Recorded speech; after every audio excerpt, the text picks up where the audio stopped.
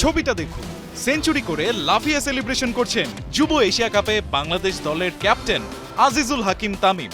তামিমের মতোই যুব এশিয়া কাপে ইয়াং টাইগারদের শুরুটা হয়েছে উড়ন্ত। নিজেদের প্রথম ম্যাচেই আফগানদের ৪৫ রানে হারিয়েছে বাংলাদেশ।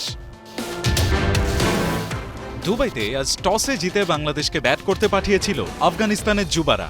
তবে নতুন বলে বাংলাদেশের শুরুটা খুব একটা ভালো হয়নি।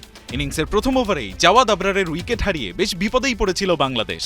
স্কোরবোর্ডে রান তখন মাত্র ৩। তবে হাল ছাড়েননি কালাম সিদ্দিকী এবং তামিম, দুজনে মিলে করেন বুক চিতিয়ে লড়াই। জমে যাওয়া জুটির লড়াইয়ে দ্বিতীয় উইকেটে ১৪২ রান যোগ করেন সিদ্দিকী ও অধিনায়ক তামিম। এ জুটিতে ভর করেই বড় সংগ্রহের স্বপ্ন দেখেছিল বাংলাদেশের যুবারা। তবে কালাম সিদ্দিকী আউট হলে শুরু হয় বাংলাদেশের ব্যাটারদের আসা যাওয়া। ৫ ছক্কা ১ চারে গাজনফারের বলে বোল্ড হওয়ার আগে ১১০ বল খেলে ৬৬ রান করেছেন এই ব্যাটার। তবে কালাম সেঞ্চুরি না পেলেও ৩ অঙ্কের ম্যাজিক্যাল ফিগার ঠিকই ছুঁয়েছেন ইয়াং টাইগারদের স্কিপার আজিজুল হাকিম তামিম।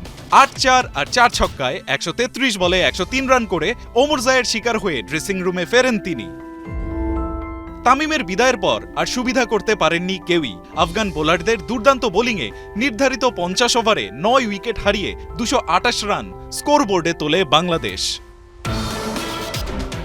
জবাবে আফগানিস্তান ব্যাটিংয়ে নামলে শুরু থেকেই তাদের চেপে ধরে ইয়াং টাইগাররা। বাংলাদেশের বোলারদের বিপক্ষে রান তুলতে বেশ বেগ পেতে হচ্ছিল তাদের।